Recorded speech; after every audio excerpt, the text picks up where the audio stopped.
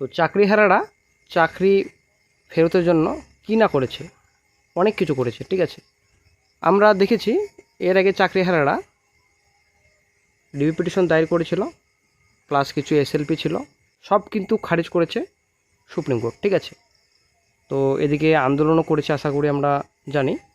তো সব ধরনের চেষ্টা কিন্তু চালিয়েছেন এর আগে চাকরিহারারা। এখনও কিন্তু চাকরিহারারা বসে নেই, এখনও কিন্তু চাকরিহারারা নিজের চেষ্টা চালিয়ে যাচ্ছেন কীভাবে তারা হকের চাকরি ফিরে পাবে। ঠিক আছে, তো এর আগে রাজ্য সরকার আলাদা ছিল, এখন বর্তমানে নতুন রাজ্য সরকার বসেছে। নতুন রাজ্য সরকার কি করবে সেটাই কিন্তু এখন দেখার বিষয়। এবং এর আগে যখন বিরোধী দলনেতা ছিলেন মুখ্যমন্ত্রী মাননীয় শুভেন্দু অধিকারী, তখন কিন্তু অনেক কিছু কথা বলেছিলেন। ঠিক আছে, যোগ্য লিস্ট নিয়ে সুপ্রিমে যাবেন, অনেক কিছু কথা কিন্তু বলেছেন, আশ্বাস দিয়েছিলেন। তবে বর্তমানে এখন আশা করি আমরা জানি এখন রাজ্যের মুখ্যমন্ত্রী মাননীয় শুভেন্দু অধিকারী। ঠিক আছে, তো এখন সবার কিন্তু মুখ্যমন্ত্রী, একটা জিনিস কিন্তু আমাদের মাথায় রাখতে হবে, এখন কিন্তু সবার মুখ্যমন্ত্রী।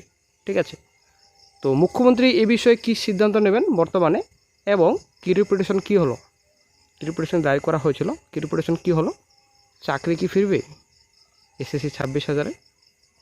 তো এবার কিন্তু চাকরিহারারা একটা বড় পদক্ষেপ নিয়েছেন নতুন রাজ্য সরকারের আমলে। ঠিক আছে, 2016 প্যানেলে যোগ্য চাকরিহারা শিক্ষক শিক্ষিকাদের কি হবে, সুপ্রিম কোর্টের রায়ে তাদের চাকরি মেয়াদ শেষের কথা চলতি বছরের 31 আগস্ট, অ্যাকচুয়ালি সামনে 31 আগস্ট ডেডলাইন রয়েছে। ঠিক আছে, তো এর মধ্যে শিক্ষক নিয়োগ দিতে হবে।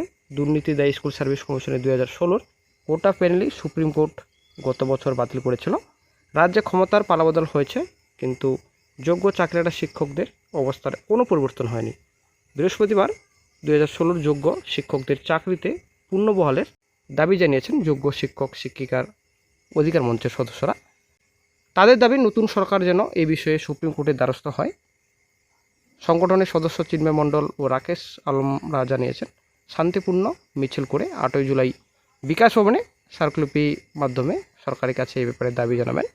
শিক্ষিকা সঙ্গীতা সাহা জানান, একাদশ দ্বাদশে এখনও 12টি বিষয়ে কাউন্সেলিং হয়নি।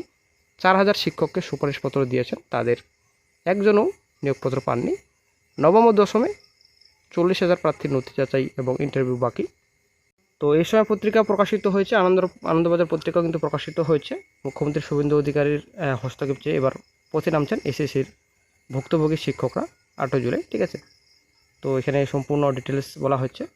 তো যোগ্য শিক্ষক শিক্ষিকা অধিকার মঞ্চের পক্ষ থেকে বলা হয়েছে। ঠিক আছে, তো প্যানেলটি বাতিল করা হয়েছিল, আশা করি আমরা জানি, এখানেই বলা হয়েছে এই পেপারেও।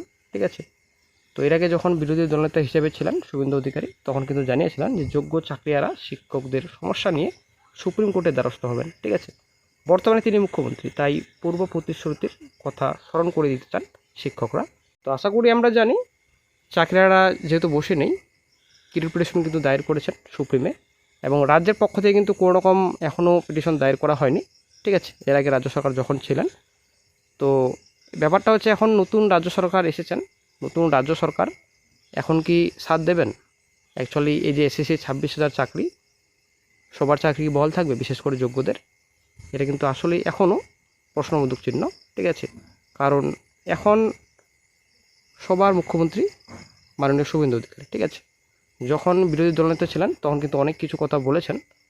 তো এখন যেহেতু রাজ্যের মুখ্যমন্ত্রী, এখন কিন্তু অনেকটা চিন্তা ভাবনা করে সব দিক থেকে এগোতে হবে। ঠিক আছে, তো এখন সবারই আশা রয়েছে, অ্যাকচুয়ালি চাকরিহারাদের আশা রয়েছে যে অবশ্যই বর্তমান মুখ্যমন্ত্রী আমাদের জন্য অনেক কিছু করবেন। তো দেখা যাক কী করে চাকরিহারাদের জন্য নতুন রাজ্য সরকার। তো এটাই কিন্তু এখন দেখার বিষয়। তো কিরিট পিটিশনের আপডেট বর্তমানে যেহেতু নেই, কারণ সুপ্রিম কোর্ট বর্তমানে ছুটি রয়েছে। তো আগামী 8 তারিখের পর হয়তো ওপেন হবে সুপ্রিম কোর্ট, তো তারপরে একটা গুরুত্বপূর্ণ আপডেট পাওয়া যেতে পারে।